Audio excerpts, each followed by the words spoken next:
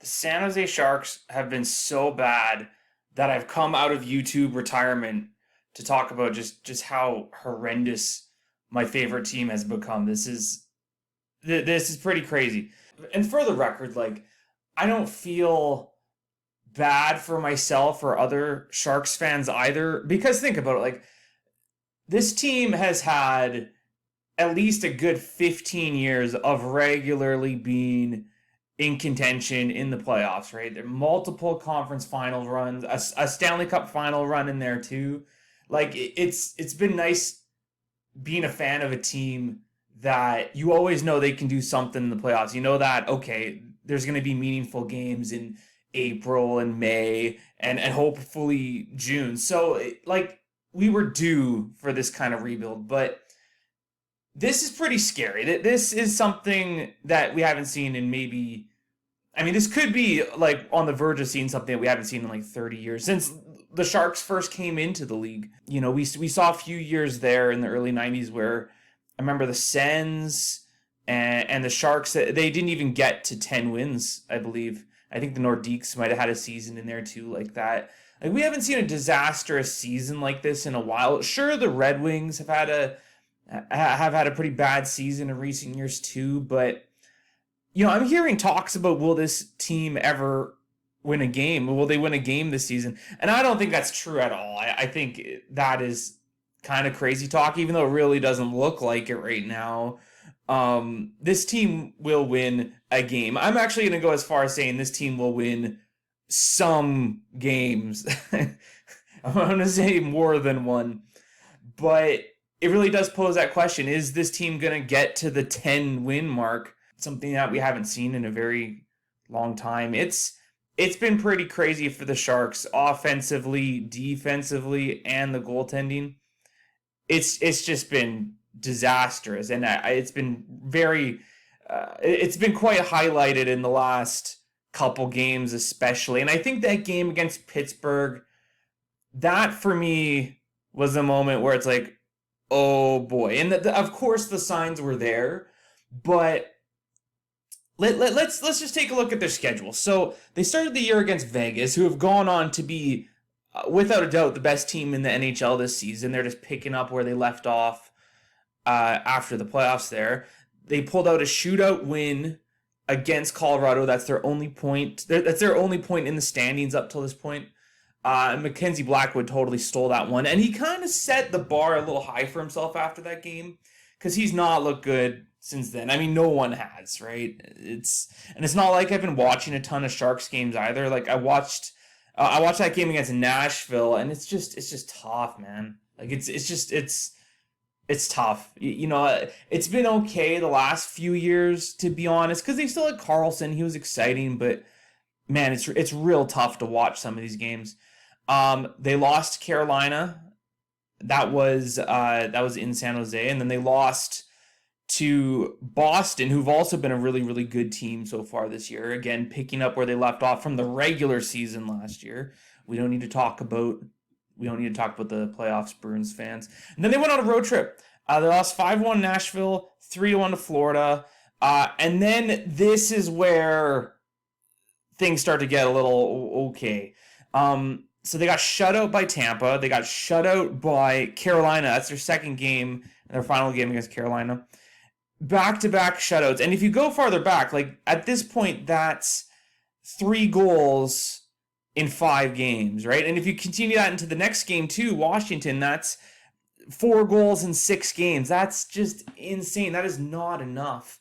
And later on, I'll be talking about how not having Logan Couture in the lineup has had a real big impact on this team. I'm not saying Logan Couture is going to get this team to a winning team by any means. Maybe they would have had a win by now, but I think it's really understated that Logan Couture is the best player on this team. And he's their leader. He's their captain. He's their best player. And he drives a lot of that offense for that team, even while they've been struggling here. I think that is one of the biggest reasons why this team has not been successful. So yeah, they lost to Washington, and then here are where the real notable losses where people are talking about. Vancouver, they lost 10-1. I listened to the first period of that game. I was actually really sick that night, and I was just kind of laying in bed, and I had it on the radio. And I remember after they scored that third goal, Vancouver, I was like, oh man, this is going to be bad. Because this is not a team that can kind of shut the floodgates or whatever. Like this is not a team that can slow things down and get back in it. Like this team needs to have a good first period, a good second period, and then pray they can come out of it in the third. Like they have to really have a full 60 minutes if they want to win a game. Here's the thing though, like Vancouver has been a very good team this year, and it's really cool seeing the success the Canucks have had because they've been overdue. I think there's always been a good team there. It's just they haven't been able to really get it all together, whether that be coaching or depth or OEL or whatever. So I don't feel too bad about that one, to be honest. But the Pittsburgh game, like Pittsburgh's a team that's been struggling this year, and 10-2 back-to-back games, 10 goals. Like it's, to me, that Pittsburgh game, it's like, okay, where are we going this year? I mean, they've solidified 32nd overall this year. I don't think that's debatable at all. When you look at all the other teams that were expected to be bad, like I'll just throw Chicago out there.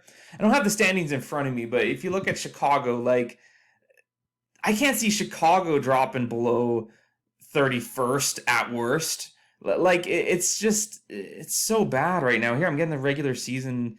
I'm getting the league standings in front of me. Yeah, they're 4 points behind Edmonton, who is 31st right now. And I can't see Edmonton staying at the basement for too much longer, to be honest. I don't know if Edmonton's going to make the playoffs this year. That ship might have sailed already, but I can't see Edmonton finishing that low in the standings this year. But we'll have to wait and see. But yeah, they're 7 points behind Chicago, who's supposed to be their other like tank buddy this year. It's 7 points behind Chicago. Like it's yeah. So they've solidified 32nd. I think the question right now is, will they get to 10 wins this season? Because I don't know. This might be the first time in a while where, in like 30 years, where a team has finished below 10 wins. But these next two games for the Sharks, in my opinion, are going to be huge. They've got Philly and they've got Edmonton, two teams that have fallen off lately, especially that game against Philly at home for San Jose, that is. San Jose needs to win this game. They need to bounce back. If they want to slow things down here, if they want to slow down this losing streak and just have some positivity to start the season here, they've got to win against Philly. This game against Philly is a must-win, in my opinion. And with Edmonton struggling too, they've got a shot in that one too. They really do. Yeah, you got McDavid and Draisaitl, but McDavid's not looked like himself so far this year. I mean, I think his points per game are okay, but he's not breaking games like he was before, and maybe that injury is still kind of lingering there. But those are two games that the Sharks, they can win. I know it sounds crazy, but if they're ever going to get a chance to win a game early in the year here, they've got to win at least one of these two. Especially that game against Philly is going to be real big on Tuesday. So keep an eye out for that one, because after that they're playing against two pretty hot teams right now. I already mentioned Vegas. They're going to see Vegas, I think, probably 3 or 4 times this year. And yeah, they're playing in Vegas this coming Friday, and then on Sunday they're in Anaheim. And Anaheim's look good. They've been fun to watch. McTavish, I'm big on McTavish, man. He's a real good player, real clutch player too. I mean, we saw that in the World Juniors, and then we've seen it early in the season. I think he's really fallen under the radar because Zegras gets so much attention. But it's weird being a Sharks fan, being kind of excited for the Ducks here, but I mean, there's not much to look forward to with the Sharks right now. Smart idea. I mean, I'm sure it was Will Smith's idea to play in the NCAA this year, but maybe keep him there for an additional year or two after this. I mean, man, like, you're going to want to keep Will Smith away from all of this, because I don't even know what next year is going to look like. They're going to have a high draft pick this year no matter what. Hopefully it's Celebrini. I don't know too much about the guy, and I know he's obviously not going to be like a Bedard or even a Jack Hughes, but he would be a good player to inject into this lineup and get some offense going down the road. I mean, again, the Sharks have been so due for something like this. after years of being a contender. In that like 15 or so year stretch, like they only missed the playoffs, I think, once, and they bounced back from that playoff miss pretty well. So yeah, we've been due for something like this. I can't believe how dramatic it's been. I've always taken an interest in teams that are tanking, especially last year, keeping a close eye on things, like keeping an eye on Chicago and Anaheim, and then Columbus fell off. And I'm a Columbus fan as well, so it's, I was keeping an eye on all those teams. I've kind of become a bit fascinated with these tanking teams, and man, this is rough. I mean, I've got the first and second power play units up on the screen here, and like Jacob McDonald is on your second power play unit. Like, this team has nobody. Like, they've got Hurdle and Duclair, who've been very mediocre this year. Like, just look at this. You got Kyle Burrows on the first power play unit, and you got Jacob McDonald on the second one. That's just, it baffles me. Jacob McDonald, didn't they pick him up for like, didn't they get him in the Ryan Merkley trade? Like, he was just kind of a depth guy. You're not going to put him on the power play. Though I think he got a goal last night against Pittsburgh, so I don't know. Maybe that will turn into something. It's just been, wow. Like, I think looking at their two power play units just says it all. It's insane. So I've got some other talking points here with the Sharks before I wrap things up here. But Kevin Labanc, more like Kevin L'Invisible. Like, he's played 2 games this year, I think. Well, I mean, I took that article. Maybe he's played 3 or 4 by now, but he's been healthy scratch. Like, do you remember when everybody was up in arms because he signed that 1 year, $1 million contract, and he was coming off a big year, and everyone was like, oh, that's not fair, though, the Sharks can't do this. Well, those people are probably laughing now because Kevin Labanc has just been, he's just fallen off so much in recent years, and that's a big part of it too.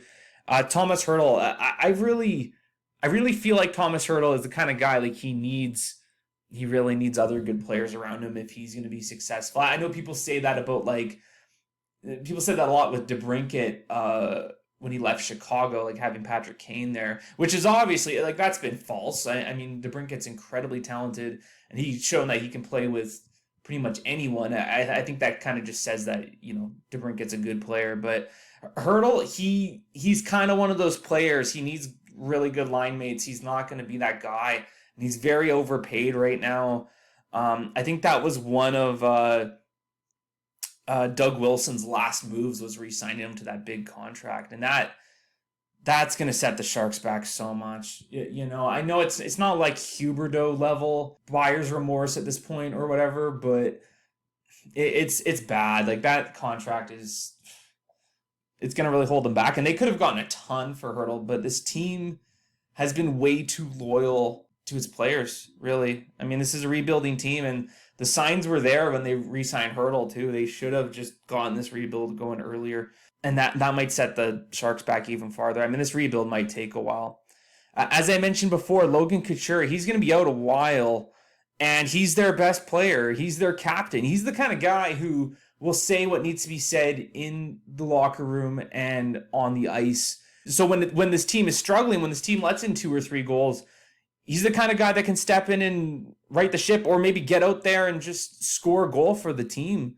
And they're not going to have him for a while. He's their best player, and I think that gets forgotten. I don't think anyone's really talking about the not having Couture there. He's a really important player on this team. When they're good, when they're bad, they really need this guy, and he's out. And they shouldn't rush him either. I mean, he's going to want to play a few more years beyond this. I mean, he's Mr. San Jose too. I don't think he's going to want to request a trade to a contender if they could even move him. Personally, I think you'd have to get back. You'd have to have a really good few months there before the trade deadline if they're going to look to move him this year. I don't think that's going to happen, though. This is a team that's just going to have to struggle through it. So I personally think the Sharks should look into making a trade, not to make them good, not to get them out of last place, but just because this team needs to be a bit more respect. Like teams are coming in right now, and they're coming out with a win, and it's an easy win. And that's just not a good look. This team should look to make a move, but what kind of move do you make? Do you pick up a forward and get some more offense? Do you pick up a better defenseman because their defense depth right now is awful? Do you look to upgrade your goaltending because that's been bad? I mean, they brought in Trana. I wish I knew how to say his name, but Trana, whatever. Their third string, they're kind of goalie of the future, not really. And he didn't look too great last night either. Granted, he's probably left on his own. I didn't watch the game. I had a hockey game myself I had to go to, so my boys pulled out the win too, so I'm pretty hyped about that. I got a big, giant bruise on my elbow from a shot block. That is, yeah, I'll talk about that another time maybe, but they've got $3 million, just over $3 million in cap space. They can make a move. Maybe try to help out a team that's trying to dump a contract, but still ends up being an upgrade for the Sharks. I'm sure they could find a trade partner that way. I mean, to be honest, like, the Sharks could just look into picking up a third liner from a different team, a bit of a cap dump, and you put that player on this first or second line, and then you have an upgrade. Because this is pretty much the Barracuda. Like, it's the Barracuda plus Hurdle, Ferraro, and Duclair. Like, it's just bad. So when I saw that first 10-1 loss against Vancouver, it got me thinking about. I remember a few years ago. I think this is 2 seasons ago. The Detroit Red Wings. I remember they lost a game 11-2. I couldn't remember who it was against. I got it on the screen now though. It was against the Pittsburgh Penguins. Funny enough, I guess they have a bit of a history of wailing on some of these bad teams, but the difference with that Detroit Red Wings team is that you can see every time they got their butt kicked in that stretch, they've had some sort of bounce back. So from February 26th until March 30th, so just over a month, they had 3 losses of 9 goals or more. They lost to the Leafs 10, or not a differential of 9 goals. Sorry, they've allowed 9 goals or more. They lost 10-7 against the Leafs, which I guess isn't that embarrassing because they put up a 7 spot, but still 10 goals against is bad. Like, even if it was a 10-9 game, it's a lot better than 10-1, but they came back with a win the next game against Carolina. So Detroit, they had a bounce back. Fast forward a few weeks, they lose 9-2 against the Coyotes, who were also pretty bad that year. And they had somewhat of a bounce back after that. They had a shootout loss against Minnesota the next game. Again, they cleaned things up. They got a point out of it. They didn't have back-to-back complete butt kickings after that. And then fast forward to the end of the month, like I mentioned, they lost to the Pittsburgh Penguins 11-2, and then they bounced back with an overtime loss the next game. So again, overtime loss, that's not the result you're really looking for after getting completely destroyed, but it's something, and they had a few wins in this stretch too. Not many. This was a pretty bad year for the Detroit Red Wings, but they finished 25th out of 32 when it was all said and done. So this is a different team from the current Sharks, I would say. This is different because I remember seeing that Vancouver game where they completely destroyed the San Jose Sharks earlier this week. And yeah, it reminded me of the Detroit Red Wings. And I was like, didn't Detroit lose multiple games in a row like this? And the answer was no, they had a bounce back. And again, this game against Philly this week is going to be a huge game for the Sharks. They need to win this. And if that doesn't happen, they've got to beat Edmonton their next game. And to be honest, I mean, I don't know if it's going to happen. Really, I don't know if the Sharks are going to be able to win either of those. But it's right now that's their biggest game of the season thus far, is that game against Philly. They have a chance at winning. They have a chance of capitalizing on a team that's struggling, and they've got to get this done. So the Sharks, man, I'm always going to be rooting for this team. This is my team. I'm going to see them through this rebuild. But yeah, this has been tough to watch. I really hope they get some kind of success out of this. I really hope they make a trade and just try to make this team a little bit more respectable. But hey, I can't complain too much because we're going to get a real high draft pick this year. And whoever they end up bringing in, that player should have a big impact on where the Sharks are going from here. So yeah, thanks for listening, and see ya.